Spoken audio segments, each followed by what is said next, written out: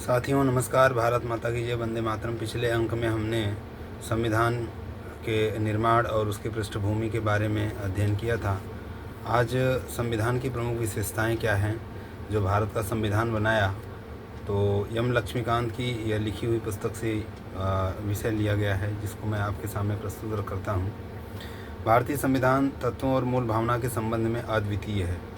हालांकि इसके कई तत्व विश्व के विभिन्न संविधानों से उधार लिए गए हैं। भारतीय संविधान के कई ऐसे तत्व हैं जो उसे अन्य देशों के संविधानों से अलग पहचान प्रदान करते हैं। यह बात ध्यान देने योग्य है कि सन 1949 में अपनाए गए संविधान के अनेक वास्तविक लक्षणों में महत्वपूर्ण परिवर्तन हुए हैं। विशेष रूप से 7वें, 42वें, 44वें, 73वें, 74वें और 79वें संशोधन में संविधान में कई बड़े परिवर्तन करने वाली 42वें संविधान संशोधन अधिनियम 1976 को मिनी कॉन्स्टिट्यूशन कहा जाता है। हालांकि केशवानंद भारती मामले जो 1973 में केस था, उसमें सर्वोच्च न्यायालय ने व्यवस्था दी थी कि अनुच्छेद 368 के तहत संसद को मिली संवैधानिक शक्ति संविधान के मूल ढांचे को बदलने की अनुमति नहीं देती है। अच्छा, अब इसमें संविधान की प्रमुख विशेषताओं में जो था, सबसे बड़ा था कि भारत का जो संविधान है सबसे लंबा लिखित संविधान है। संविधान को दो वर्गों में विभाजित किया जाता है, जैसे लिखित जैसे कि अमेरिकी संविधान और अलिखित जैसे ब्रिटेन का संविधान। भारत का संविधान विश्व का सबसे लंबा लिखित संविधान है। यह बहुत बृहद, समग्र और विस्तृत दस्तावेज है। मूल रूप से 1949 में जो संविधान में एक प्रस्तावना 395 अनुच्छेद 22 भागों में जो बांटा गया है और 8 अनुसूचियाँ थीं। वर्तमान में 2016 इसमें एक प्रस्तावना 465 अनुच्छेद और 25 भागों में विभक्त और साथ ही साथ 12 अनुसूचियाँ हैं। सन 1951 से हुए विभिन्न संशोधनों ने करीब 20 अनुच्छेद व एक भाग, मतलब जिसको भाग 7 बोलते हैं, को हटा दिया और इसमें करीब 90 अनुच्छेद 4 भागों, मतलब 4 क, 9 ख, 9 क और 14 क और 4 अनुसूचियों 9, 10, 11, 12 को जोड़ा गया। विश्व के किसी अन्य संविधान में इतने अनुच्छेद और अनुसूचियाँ नहीं हैं।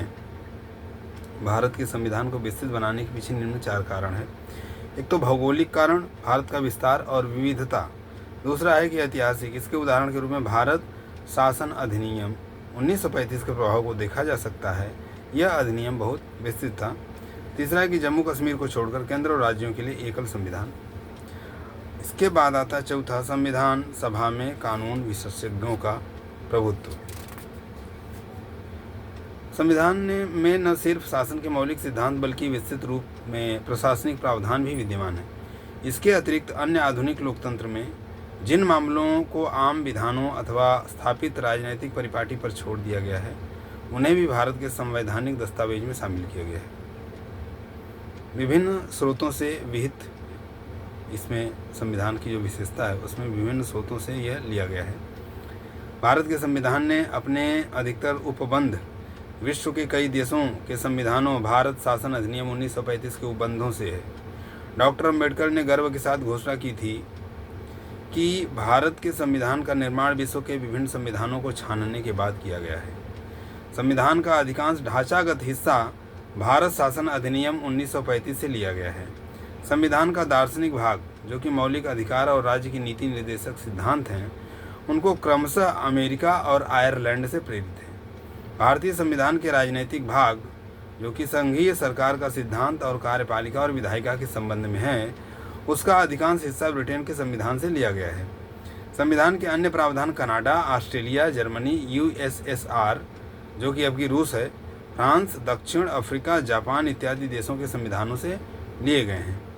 भारत के संविधान पर सबसे बड़ा प्रभाव और भौतिक सामग्री का स्रोत भारत सरकार अधिनियम 1935 रहा है। संघीय व्यवस्था, न्यायपालिका, राज्यपाल, आपातकालीन अधिकार, लोक सेवा आयोग और अधिकतर प्रशासनिक विवरण इसी से लिए गए हैं। संविधान के आने से अधिक प्रावधान या तो 1935 के इस अधिनियम के समान है या फिर इससे मिलते जुलते हैं। इसमें जो तीसरी विशेषता थी कि नम्यता और अनम्यता का समन्वय।